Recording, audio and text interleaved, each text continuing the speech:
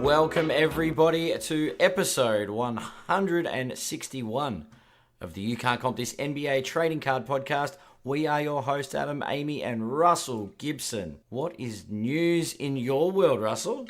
In my world, I think the big one for me this week is that Wilt Chamberlain card that we were chatting about a couple of weeks ago. So I think that's the big one I think I'm really interested to talk about this week. And then also there was a Jordan Star rookie that sold this week. And I think that's a really good one to sit down and sort of comp back and forth, actually. So that'll be a good little segment for us to do. And I think for the podcast news, well, actually, I mean, why don't we just break it out now? We've got a new sponsor that's literally come on board today. So this is very early days for us. And I'm sure we'll have a bit more news in terms of promotions and some activities that we're going to do with the guys. But Fast Break trading cards will be coming on to support us. So we're very excited about that. And if you don't know who Fast Break are, it's Alvaro and John. And so just to be like, I was 100% clear about this. I was just talking to Adam about this off the air. It's Fast Break, which being 2 words, and then trading cards. Because if you search for Fast Break, there's a couple of different ones. So I don't want you going to the wrong page. So it's Fast Break Trading Cards, all one word.com, and no AU in that. But they are definitely Aussie boys. In terms of their services they offer, they've got a bricks and mortar shop. It's down in Cheltenham, which is northeast. You were telling me about today. I'm not very good directions. Southeast. There you go. See, down along the Bayside, I think it's called. It's definitely towards the beach. It's Bayside, Melbourne. So southeast or south, I guess. I don't know, southeast. Lots of singles for sale. So they've got cabinets all set up from that. They've got lots of boxes. So they've got dollar boxes, $5 boxes, $10 boxes. So Adam, you would actually quite enjoy that. The lads have got TV set up. So today they had the NFL and the WNBA on, and unfortunately they had Pac-Man on. I was just sort of averting my eyes to that one, but still that was pretty cool. They also sell supplies for keeping your cards all nice and protected, and they're also offering some grading services. Now, the grading services they said today, that's still sort of a work in process, but still there's a lot going on down there. So get onto their website, check out the boys. They're on Facebook too. They'll always be happy to take phone calls. I heard them doing some phone calls today, helping some customers out. And probably something that we don't talk about very much is AFL footy cards. They're quite big on the AFL, the boys are. So Really? Yeah, absolutely.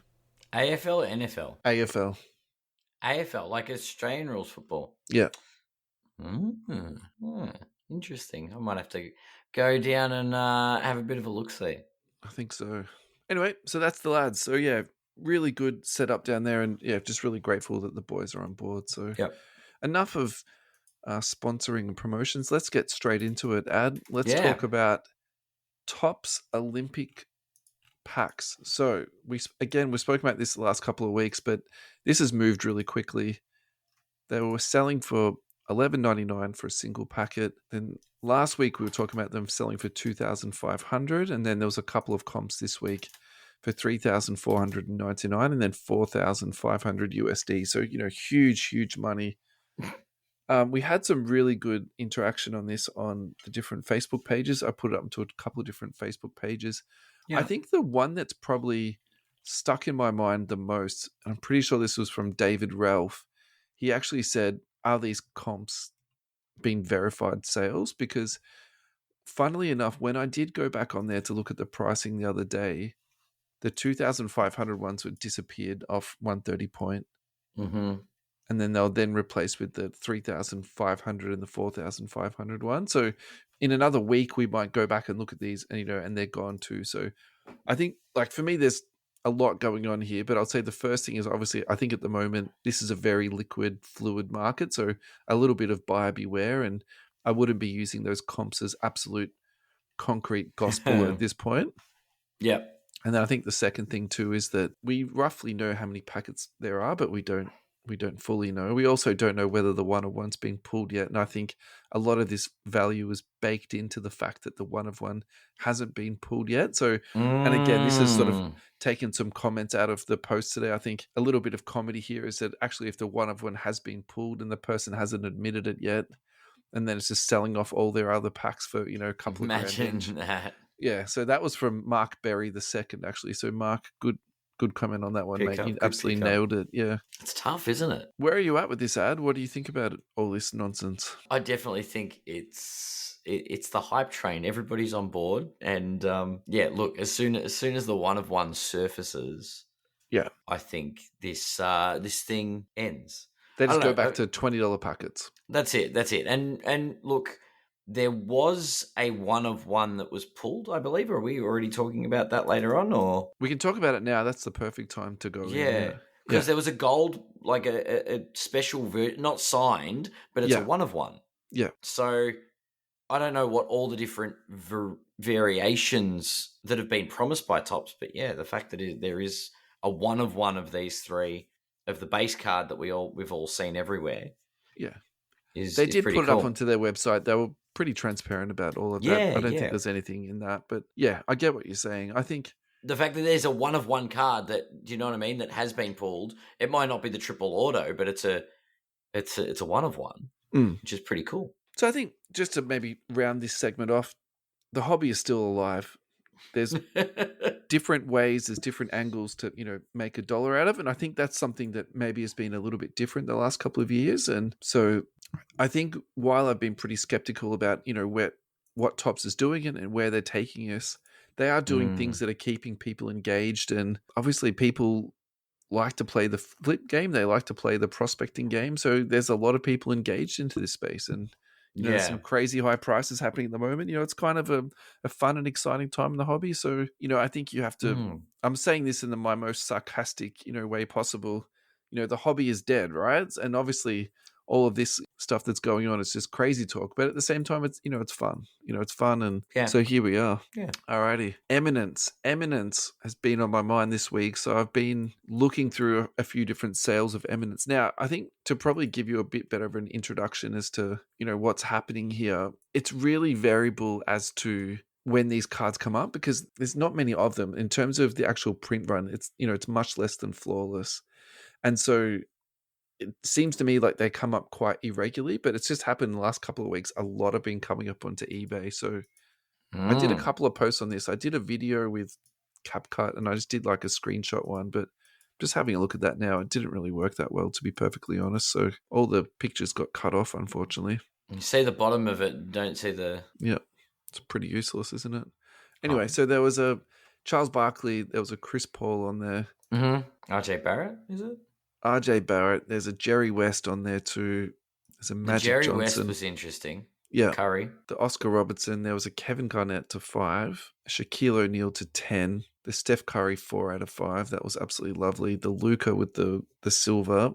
And then obviously this Sean Kemp one numbered to 10 too. Probably where my conspiracy hat's going with at the moment is, why are all these cards coming up in a 1 or a 2 week period? Like that's, kind of like really unusual. So, and also too, because, we've been talking about the off-season purchases, like what usually cards this to look is, out for. It's not a great time, to be selling and buying. It's usually something you'd be looking at to actually be buying at the moment, not particularly selling. So again, tinfoil hat on here. There was also that story on Twitter about Warren Buffett selling a whole bunch of his shares off at the moment. He's sort of predicting like another, financial crash. So maybe they've been reading the same tea leaves that Warren Buffett has. Like, who knows? I'm just making this up at this point. But true. I think Eminence cards are absolutely amazing. And I sort of put these into the same bucket as like flawless and even NT, to a degree. Is that it just seems like what you pay for the box price and then what you get for the after sale on the majority of the cards, it's just an absolute fraction of, the buy-in. So yeah, I don't think that these cards are pocket change. And I'm not saying that for a second. Like I think all of these cards are pretty, special purchases. Very high end. But at the same time, they're not that outrageous that you couldn't get your hands on one of these if you, put your mind to it, if that makes sense. Whereas to buy a whole box of Eminence, that's a $30K buy-in. Like that to me is like that's untouchable. That's right? not even, that's not a high-end purchase. That's beyond a high. Yeah, it's like a car, So I think that's sort of where I'm, lying with all this. All right, here we go. Now I've got the proper post up. So we got Chris Paul that sold for $482 US, the Charles Barkley for 500, the Jerry West for 400, the Magic for 370. Let's just round that up. The Oscar was 300 USD. The KG was 822. That's a really funny one for me because I think the big ticket is like an amazing basketball player, but at the same time, that's kind of a little bit high in my head. But if you're a KG collector, it's numbered to 5. It's got the diamond in it. It's got the 75th anniversary. It's got a lot of pluses on that card. That's a really cool one. The Shaq went for $890. That was numbered to 10. The Steph Curry for $2,300.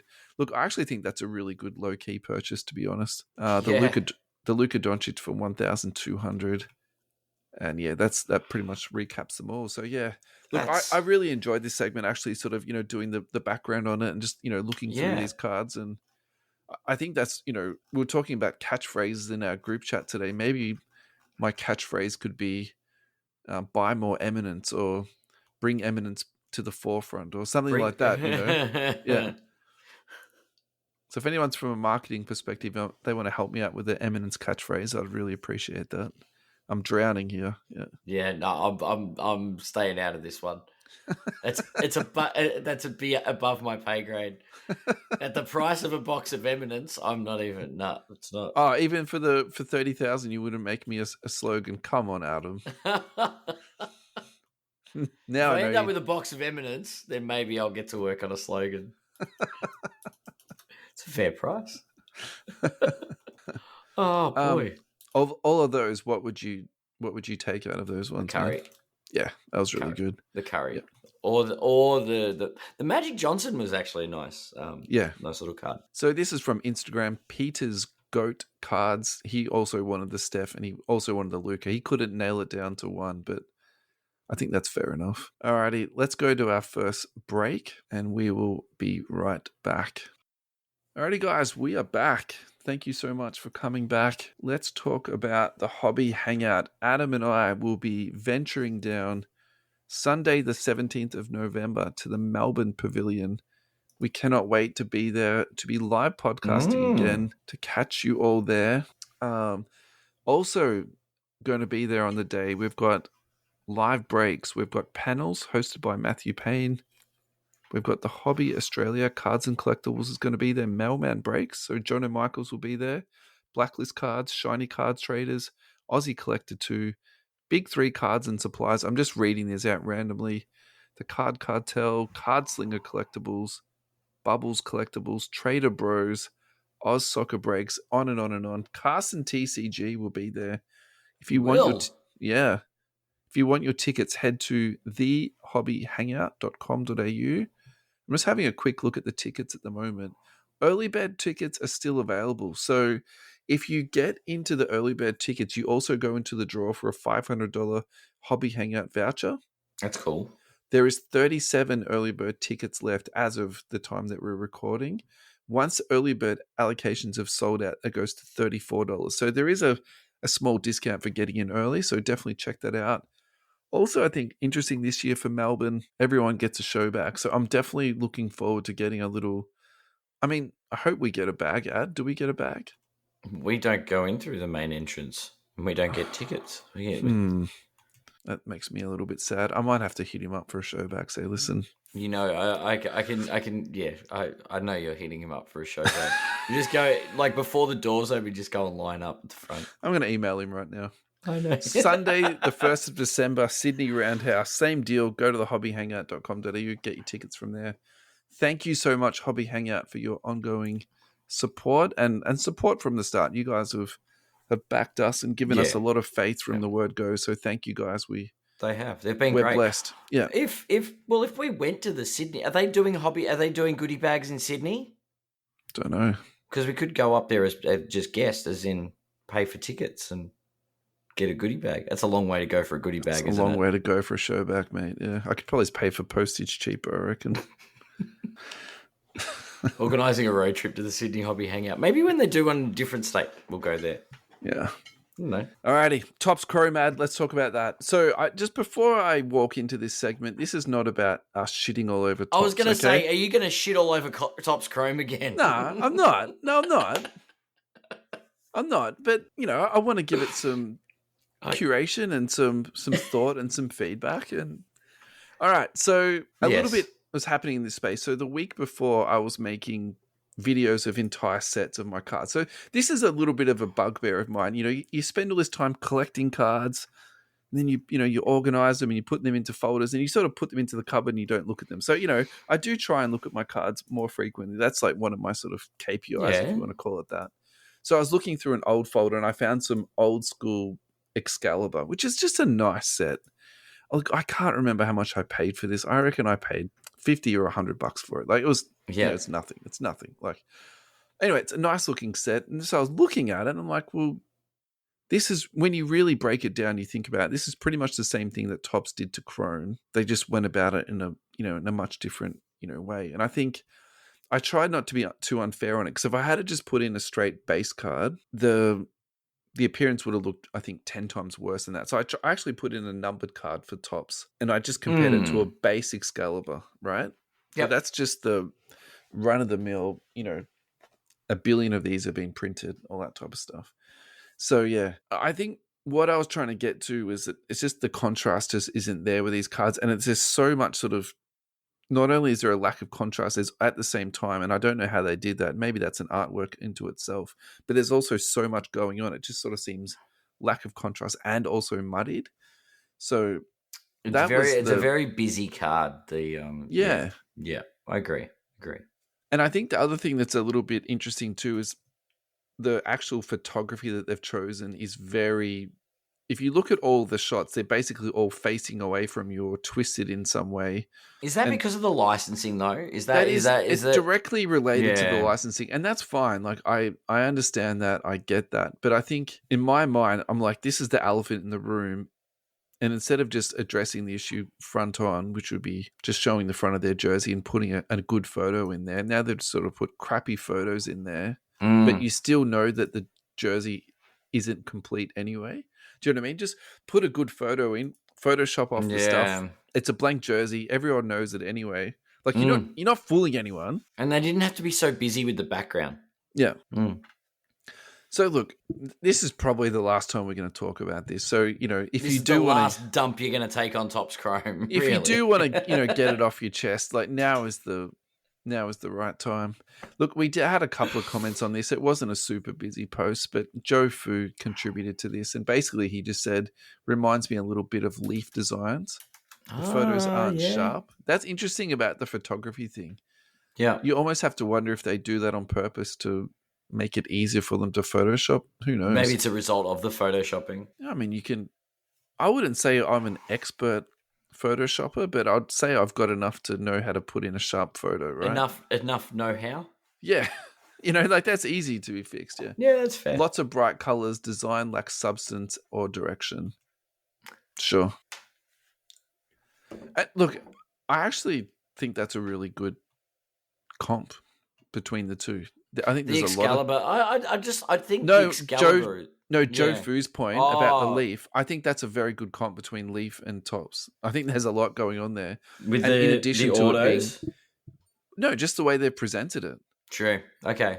Yeah. And then also, too, the fact that they're both unlicensed. Like, there is actually a bit, to be said there. Yeah. Well, they are. And it's the challenge with the unlicensed product. But, God, they could try a bit harder. Yeah, but, okay, so...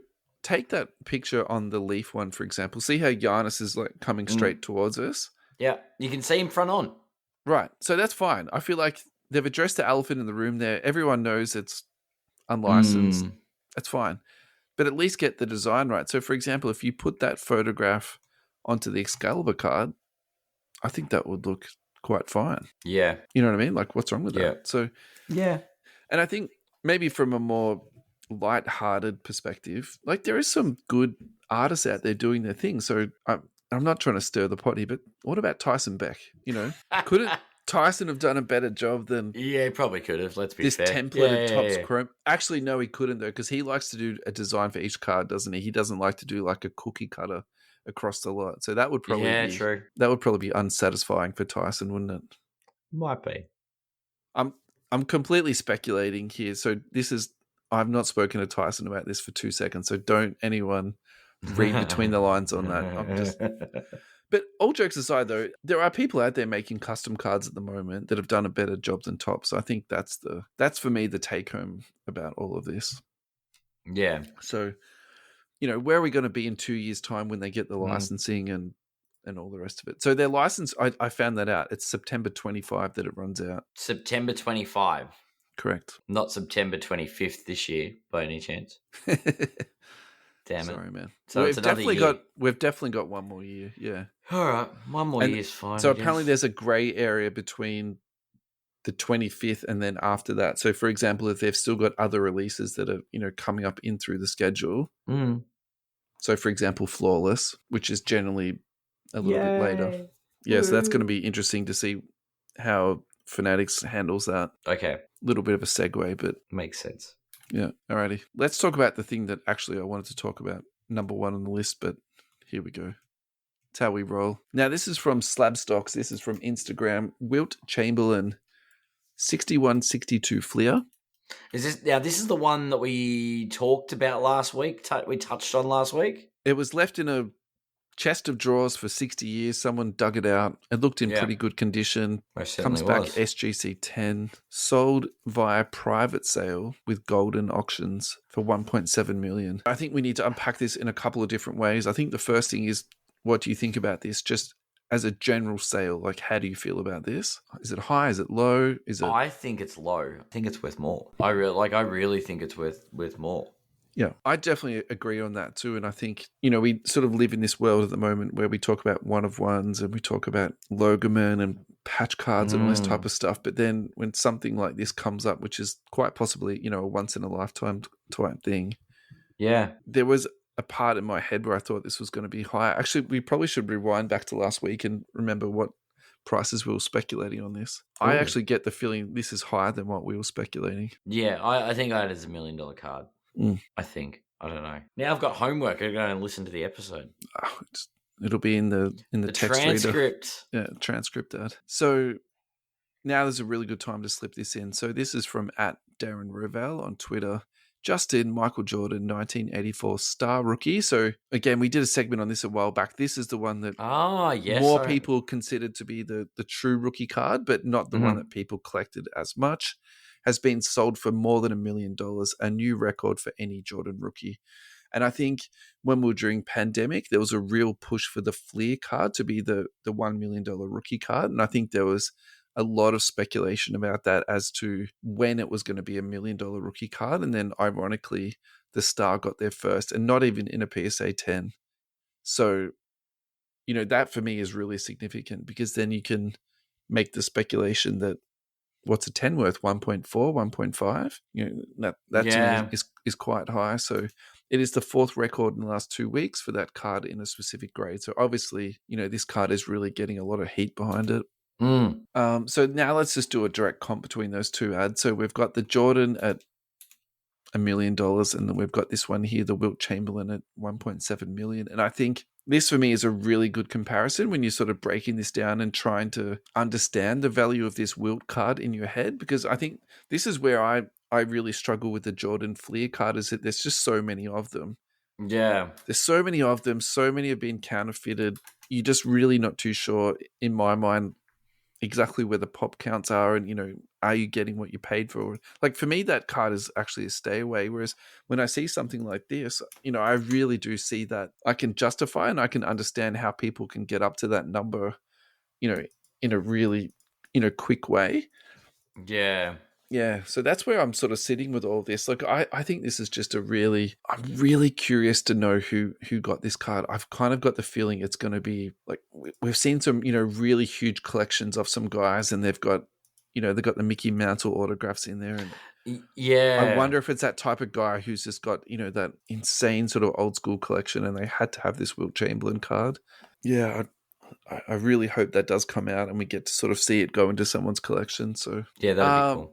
What would you rather have? Would you rather have this Wilt or say 2 of the Jordan Star cards at PSA 9?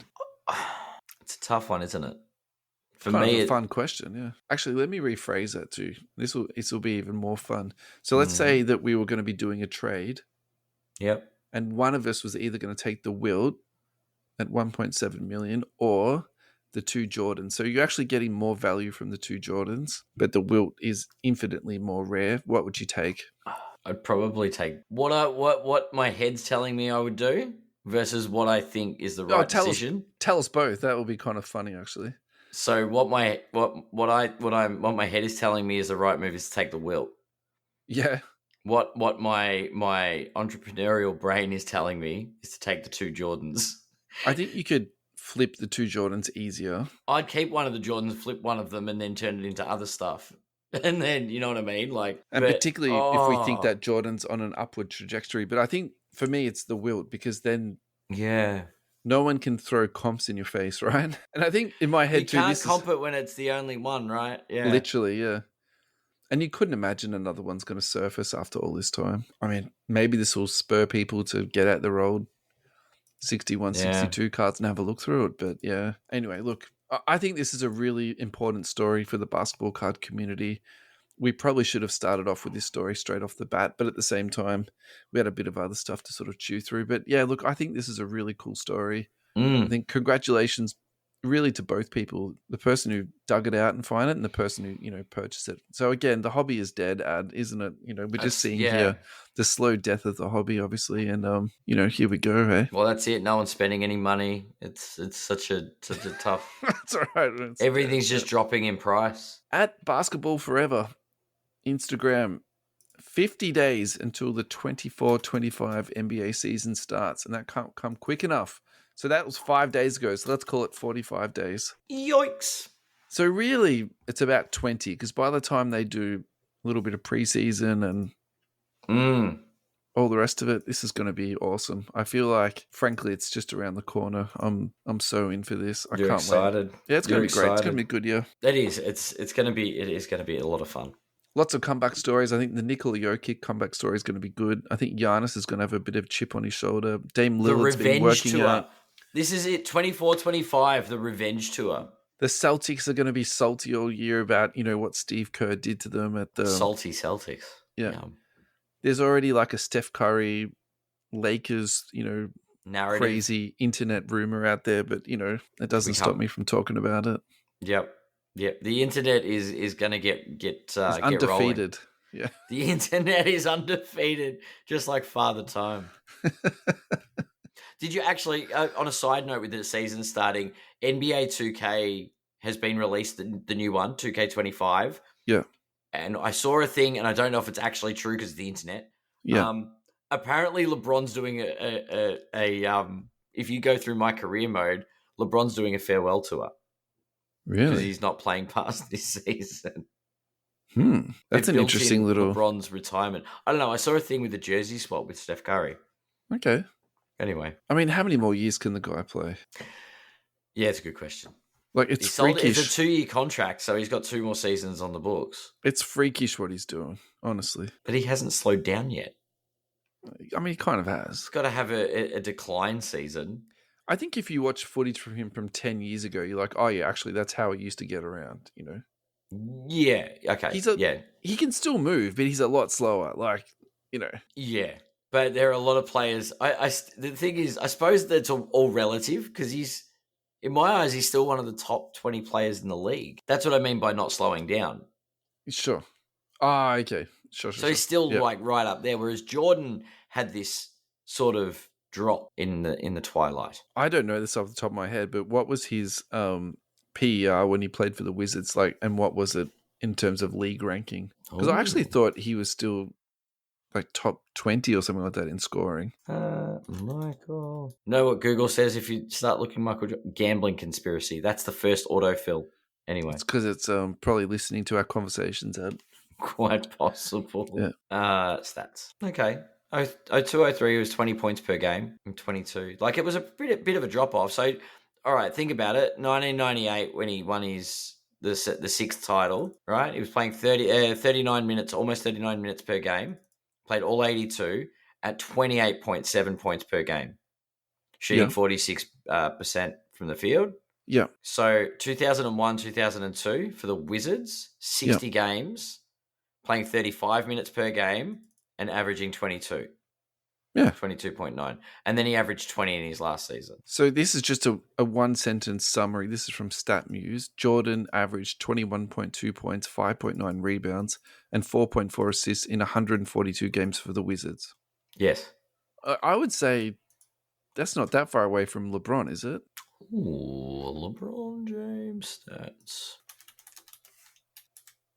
So if you looked at the last, say, 2 years of LeBron stats, he's over the last 2 years of LeBron stats, he's played 126 games, okay. averaging at about 27 points per game though. Oh, really? Okay. Shooting 40% from three in his last 70. How many rebounds? 7. Yeah, he's So LeBron's got 6 more points, one more rebound. Yeah. Last season was 25.7 Okay, at 54%, so 14% higher than Jordan. 4 points more per game, yeah. Yep. And then you said one more rebound. At a higher clip. At 7.3 rebounds and 8 assists. So another... And 1.3 steals. Okay. Oh, well, yeah. So I know. The drop-off is still a way off, like to get down to 20 points per game. Yeah. And he's... Yeah. He also won a gold medal this year. Anyone hear about that? I don't remember that, actually. No. All right. Let's go to a break, my friend, and then we'll be right back. Alrighty, we are back. We're back. We're refreshed. Adam, are you feeling refreshed? What have you got in your tasty beverage tonight? I have water and I have some Pepsi Max. Water and Pepsi in the same cup? No, I have water in the my water bottle, and then I have a can. Then I have a can of Pepsi. Oh, right. I was gonna say that's a weird mixer. Yes, that's horrible. That sounds like I'm not watering down my Pepsi Max. Alrighty, our third and final advertisement for today is from US Sports Cards Australia. So ussportscardsaustralia.com.au. Check them out. Go to their webpage, click on the 3 noodles on the left. You'll find breaks, collectible protection. You'll find hobby boxes for sale, sports memorabilia. But the main thing we want to talk to you about is ComCA, which is essentially ComC, what they're doing in America, but it's the Australian version. So you send all of your cards to Ross. He will put them up onto the website. People go in there and buy the cards. Ross will post them all out to them in one single bundle. So none of this $5 of shipping for a $2 card and all this type of stuff. You just do shipping all in one go. Ross will send you out money for that. Ross is also trying to engage with breakers. So if you are a breaker and you've got a huge box of cards there, you just post them all into Ross.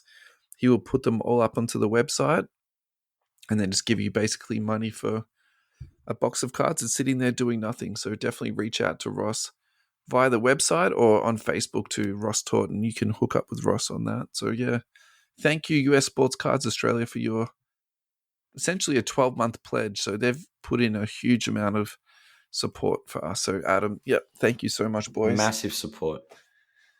Alrighty, so we kind of touched on this a little bit at the start of the show, and I actually thought I did this on last week's show, but we didn't. So this is a Upper Deck 2004 complete set review.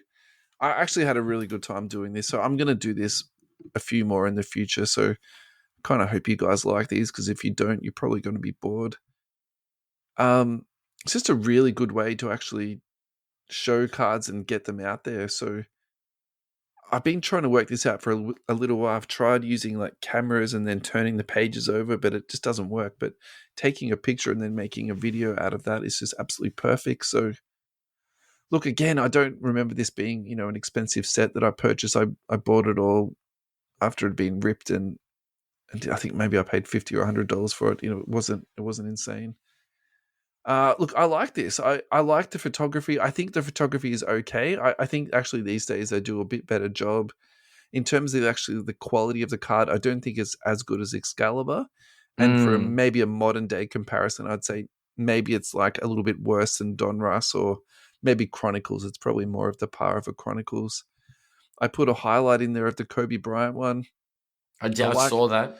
Yeah, I like the Shaq photo. I thought that was, that was pretty good. But I'd probably say, not the downfall of this product, but maybe something for me where it's a little bit, I don't think you would collect this if you weren't a set collector, because I don't think there's anything particularly, overly valuable that, you're chasing out of this. Or exciting, yeah. Yeah, I was sort of talking to someone about this the other day. I'm like, maybe actually that was the downfall of Upper Deck, in that they couldn't work out what Panini have done in terms of making the 1,000 different parallels that make people sort of chase and hunt all the different sets and stuff, and also the numbered cards, because Yeah, that's true. I think that's the big thing to me that stands out when you sort of go back in time and you look at this stuff. Like there isn't that sort of the numbered or the, you know, the chase cards in there sort of per se. So, you know, I'm a bit in two minds on that. On one hand, I'm kind of like, well, actually, maybe that's a good thing that they don't have all these different parallels. But at the same time, I think it does add that collectability and value for people. Sorry, I cut you off there, mate. No. I agree. It's different though. Like, I guess Upper Deck had their. That's why insert sets I think were different. Is that because they seem to focus on the insert sets, whereas the inserts I think get lost these days amongst the parallels. Well, there's so many inserts. With the Upper Deck days, it was only the inserts. Do you know what I mean? Like there weren't parallels of the base. There was a base set, and then it was the insert sets. Yeah, it was just distributed differently, I guess. Yeah, which that's almost flipped around entirely these days, hasn't it? Like if you get a base card, you sort of just you're not really that fussed about it, are you? Yeah, not at all. So this is from Paulie T Cards. This was cool.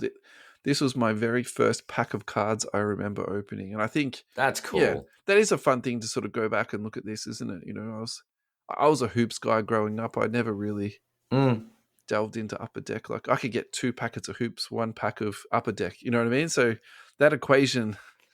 First box I ever got was hoops, but the first packs I ever bought were Upper Deck. Like 92, 93 Upper Deck was my set. The holograph was or the hologram was pretty cool, wasn't it? I remember that when I was a kid. I was like, that's like we're all about holograms at that point. Yeah, that's right. It was very official if it had a hologram, wasn't it? Yeah. And the sleeves had holograms. I think they still do, actually, man. Ultra Pro, like the original Card Shield ones. Yeah, like the penny sleeves didn't have anything on them. No, if you bought the ones that had the holograms. Yeah, that was some business card protection. Yeah.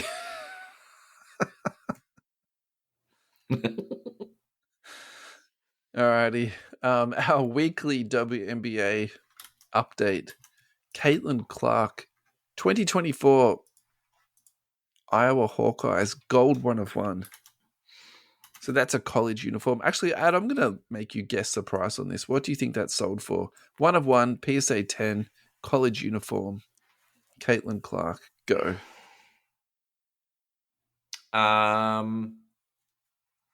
It's notable. I'm not going to click the link yet. I was going to say something like 50K. No, I'll say 20K. Actually, they were both pretty good guesses, and you pretty much went down the middle. So it was $40,000 it sold for, $40,260. Look, I think... Oh. That's a lot. That's a lot for a Caitlin Clark. Yeah. Yeah. I get it. I get what's happening at the moment with her. You know, I understand the hype that's around it, and I actually am going to tie this back to Prism Draft. I think this is the classic Prism Draft card where it's awesome at the time, but then you just sort of see the value decline down. I think particularly as her pro stuff comes out, you know, this is going to be a little bit problematic. Yeah. But at the same time, you know, like obviously there's a lot of hype behind this young lady, and well, it is a 1 of 1. This collector wanted it, yeah, and it's PSA 10. Like I get all that type of stuff. So it's got the rookie shield on it. Yeah, it's 1 of 1. There's some value there, surely. Yeah.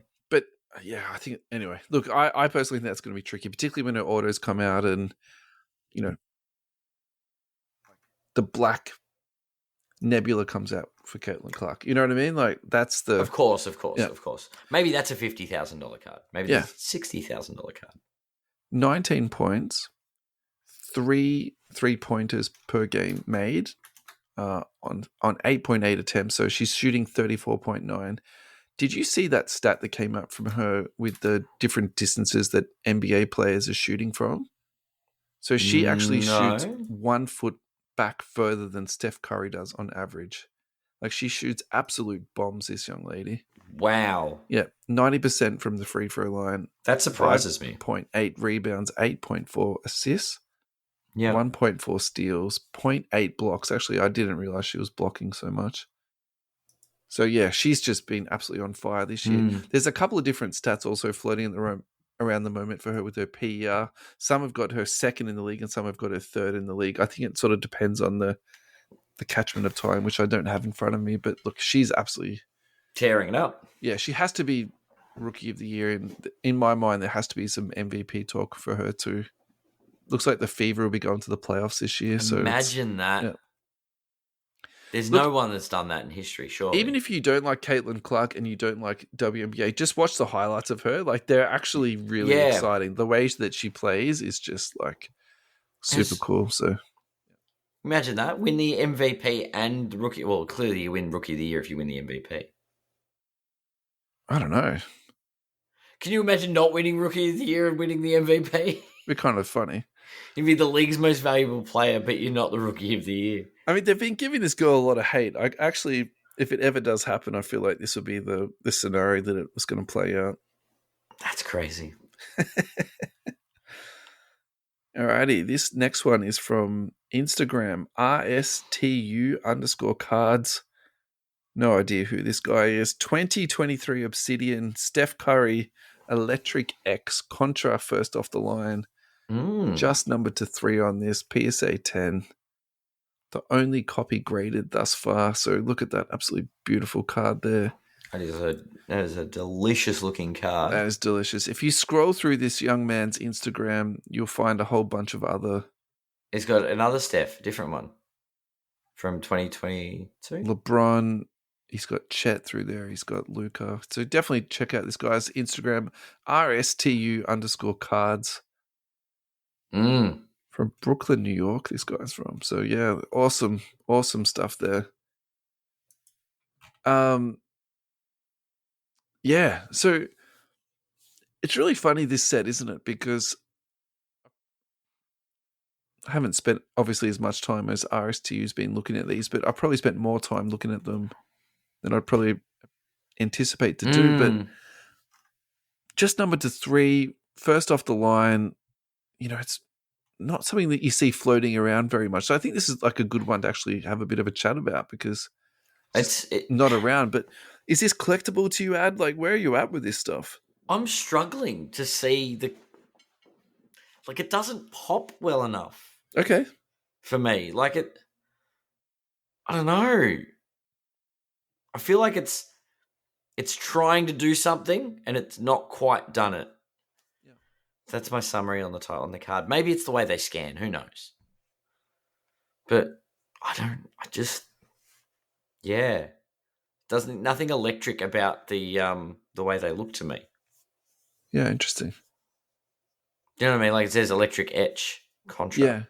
Yeah. I mean, looking at the different designs, I actually probably prefer the 2019 say over the 2023. Because is that the Luca? Yeah. That looks so if you cool. look at the Steph Curry one in the background, it just kind of looks a little bit busy. And even though there's still a fair bit going on in the 19 or even the I like the 19. The 2020, yeah. I think that just looks pretty cool. But I think where I'm going with this too is it's almost like it's so low number just to 3. If I hadn't seen this Instagram page, I wouldn't even know these cards exist. Because I'm not the type of guy that sits there reading through checklists. Oh, this card's number to 3. I'm going to go up and Google that or go onto eBay. So I think this is one thing that's really good about just a bit different, yeah. Let's just not say our podcast, but other podcasts that talk about cards or other Instagrams that will highlight cards. I think that's why I like Adam Gray's Instagram so much because he just talks about these cards that I've never heard of these cards, and then he gives you a bit of a history that goes along with it. So I put this into the same category, but obviously this is quite specific, isn't it? But yeah. Alrighty. We're just going to go through a whole bunch of stuff now. Actually, let's take a break. Let's have our final break and then we'll come back and we'll talk some Victor Wembanyama Nebula 1 of 1. We'll be right back. Alrighty, we are back. Adam, how is your Pepsi mixed with water? How's that going? I'm taking it one bit of water at a time. I might get stuck into the Pepsi later on. Okay.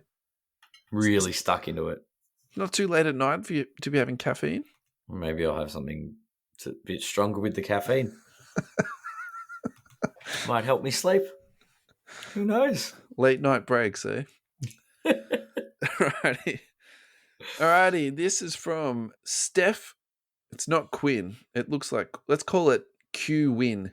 Steph QWINN. That's a really weird Instagram handle, but that's okay. You can be as weird as you want when it comes to your handle name, can't you? True. Yesterday, during all the buzz around Topps Chrome pulls, this Mosaic Wemby Nebula 1/1 was hit by a Chinese breaker. How much do you believe this card is worth? Now, this is the debut card. Yes, it does have a rookie label on it, but it's technically an insert set as opposed to the, I'm using my air quotes here, the true rookie card out of Mosaic. But still, it is a Nebula, which look absolutely amazing. I like the card a lot. Great picture. The design is good. You can see the uniform name on it. Oh, that's handy. Imagine this was a Topps Chrome one. You just wouldn't see Spurs. It'd be white. If it was with a the Topps one. Chrome card, he'd be dribbling the opposite way down the court. You just see like a picture of the back of his head. It's true. And he wouldn't be dribbling a ball. He'd just be like running back on D. That's what it would be. Yeah. No, I like this card. I like this card a lot. And not because it's not Topps Chrome. All right. So the two other big boy comps we've had today is the Wilt at 1.7 million. We've had the Jordan at, it's called a cool million. Where are you at with this one? The other Wembies have not comped that high. The Definitely highest not. one's been $500,000, hasn't it? So the Anthony Edwards black 1/1 Mosaic, we talked about this last week. Obviously, he's not rookie. That was 3 grand, wasn't it? Yeah. There was a bit. We went through the Wembies. Was it not this? Not last week. That was a couple of weeks back. Yeah, it was a little back. Yeah. But the highest one was like $500,000, and that was one of ones, right? The black shimmer. So maybe this is a. Alrighty, so I'd say 150. All right, so actually, you're just talking about that. So I just found that card that you're talking about. This is the black Mosaic, and that's the true rookie, again in air quotes.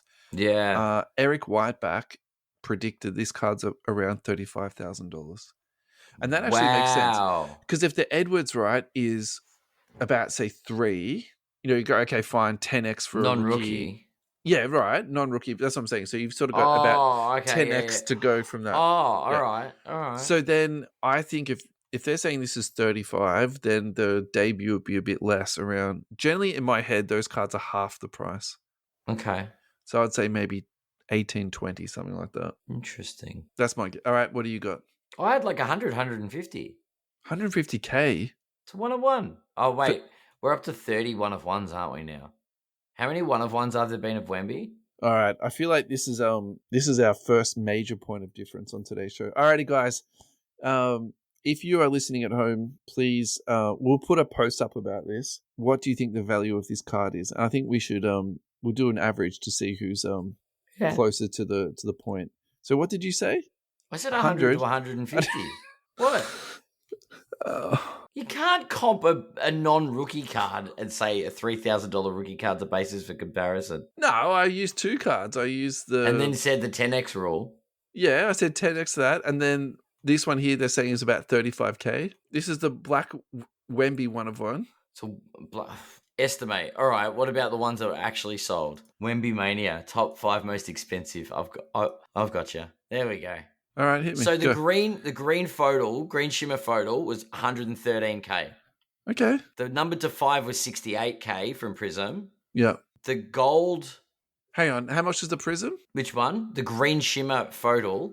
Yeah. Went for 113. And then the one after that, what did you say? Was the gold. Yeah. Went for 150. 150. Yeah, right. And the black shimmer 1/1 photo Prism went for 500K, and the auto went for the college auto went for 67. So the black gold went for 68.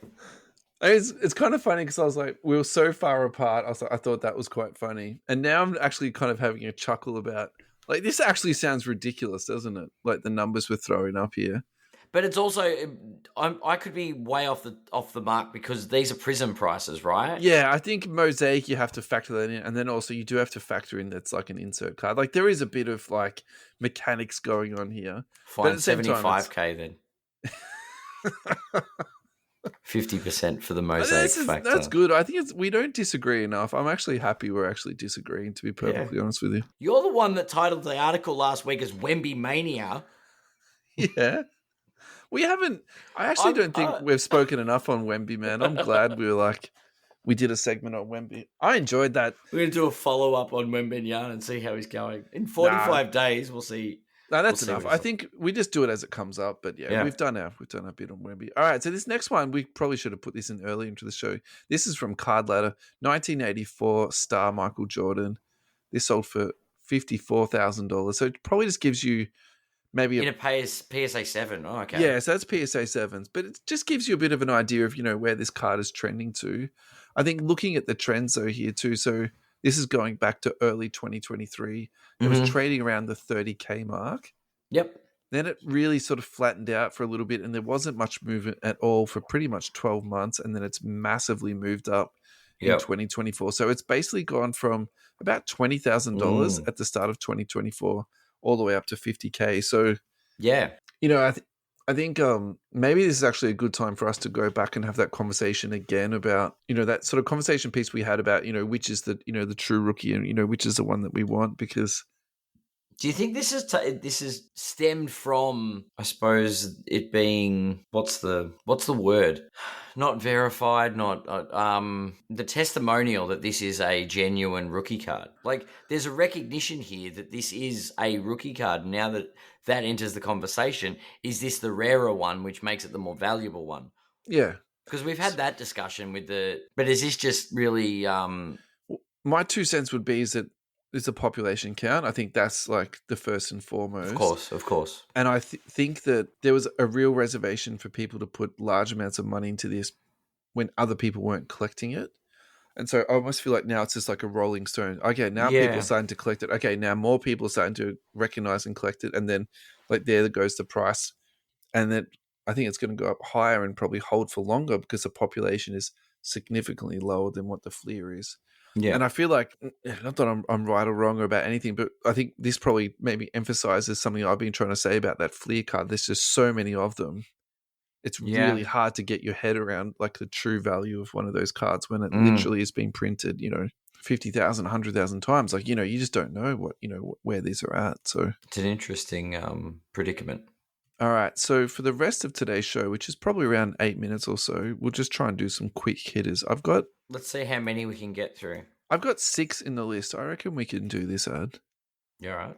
All right. Lonnie Walker. I'm on the run sheet from about 3 weeks ago now. So you need to come back up to speed. I'm back. Mate. Yeah. I'm back. Lonnie Walker, 1 year with the Celtics. Lonnie Walker averaged 9.7 points and shot 38% on 3-pointers in 58 games for Brooklyn last year. Yeah.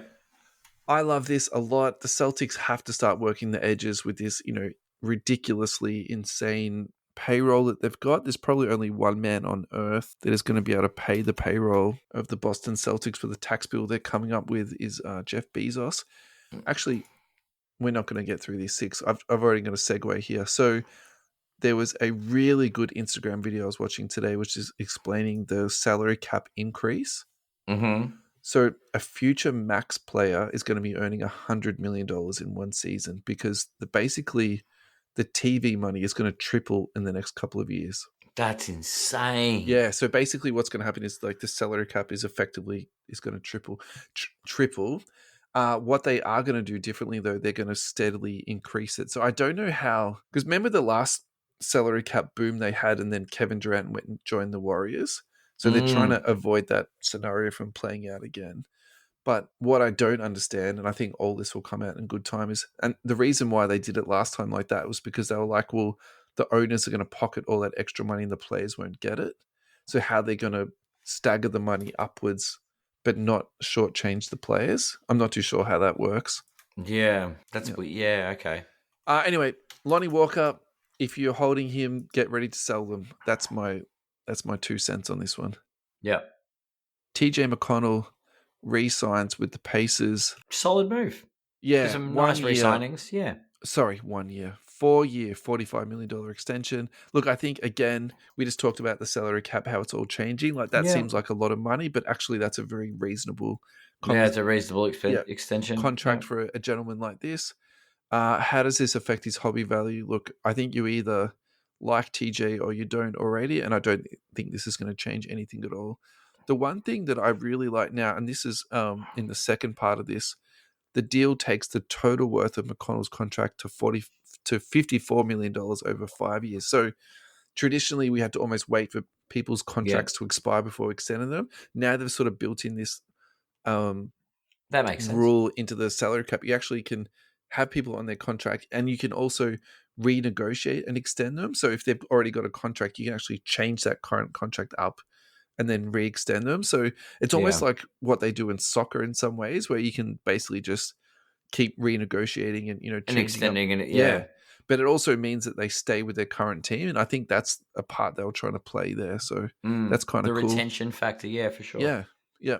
Mac McClung has been signed by the Orlando Magic, so you might know Mac McClung for his slam dunk theatrics, winning some slam dunk competitions. I still prefer the name Mac MC Lung. That's his moonlighting. Is it? As a DJ. Yeah. Mac MC Lung. Maybe we could have him on the radio show. That's it. You could DJ for us one week. Yeah, that'd be cool. That's it. Probably playlist music that I've got no idea what he's playing, but that's okay.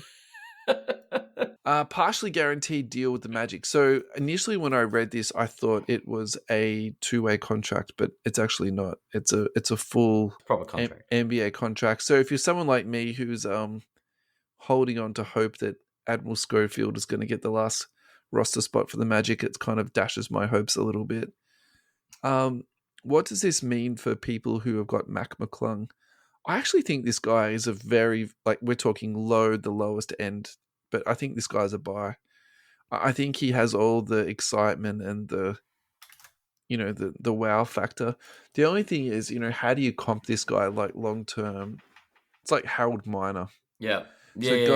So go and comp someone like, say, Harold Miner before you go and spend, $100 on a Mac McClung card. But I think there is some value to be had there, and I think people will chase his cards because if I remember correctly, he wasn't in every single NBA set; he was only in some. So I think that will sort of keep a little bit of value there. Try and get some value. Top sales of the last week. Alrighty, this is from Instagram. Oh, not this guy. I nearly went through a whole episode of that referencing this guy. So this is from Sports Card Investor. Most expensive cards this last week. So obviously this is before the $1 million star sold. So PSA 8 of the star card sold for $244,000. The 1986 Fleer PSA 10 for $195. So that's actually a fantastic comp. That's in a good itself, way isn't to it? comp what's going on with that. Yeah, because actually the rest of this is baseball, so we don't need to go through the rest of it. So why don't we just talk this through? Look, maybe that's actually correct. That's the correct value. I reckon, yeah, maybe the $1 million mark for your $200K for the PSA 10. So it's not a future. Do you remember a couple of years ago we were talking about it? Was it 700 and something thousand that it sold for? Exactly. Yeah.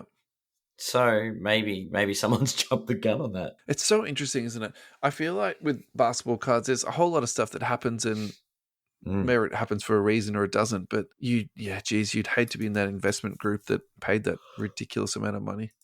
That's crazy. If I remember properly, it was Marky Mark that was in a bidding war for that card. All right, you'll like this next one, Ad.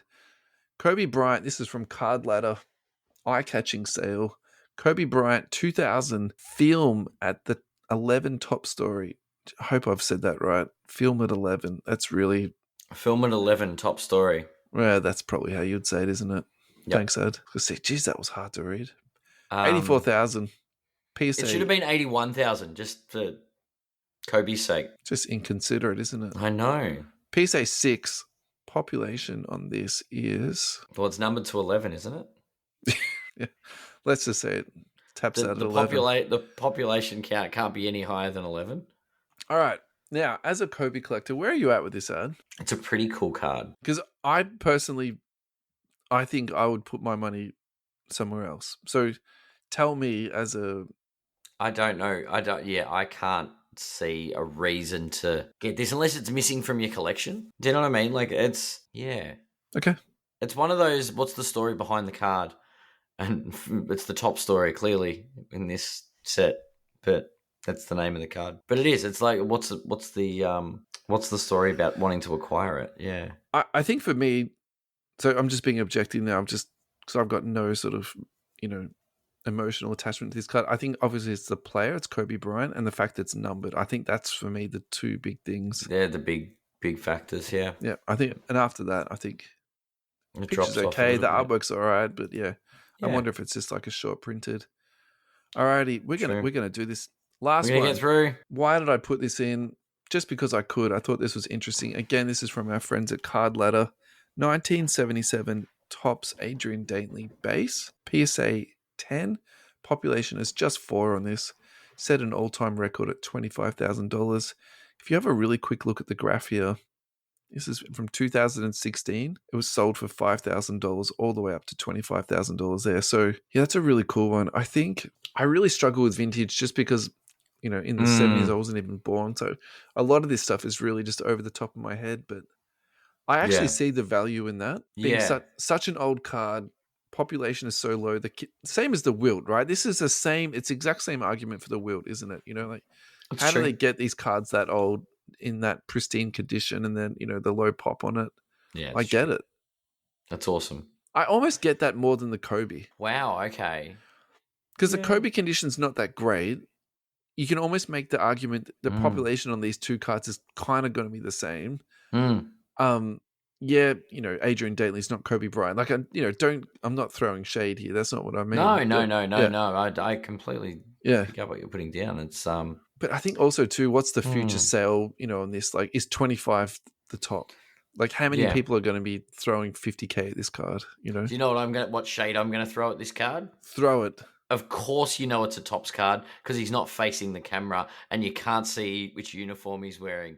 Classic Topps move. They've been using the same photographer since the 70s, Ad. 70s. The guy's probably about 85 years old now. Leave him alone. I did give props to Topps for their 70s retro thing in this year's set, so it's nice that that's the template they Maybe used. Even back in the 70s, they had unlicensed products too. Because look, you actually can't see the jersey on that. Yeah, exactly. Yeah. Might be onto something. Thanks everyone for listening. Thank you, Adam, for a very enjoyable evening. Thank you to our friends at centralcoastradio.com. If you haven't listened to them, we are on Thursdays 10 a.m., Tuesday nights at 11 p.m., and Saturday or Sunday morning, very late Saturday night or very early Sunday morning, 3 a.m. we're on, aren't we, Ed?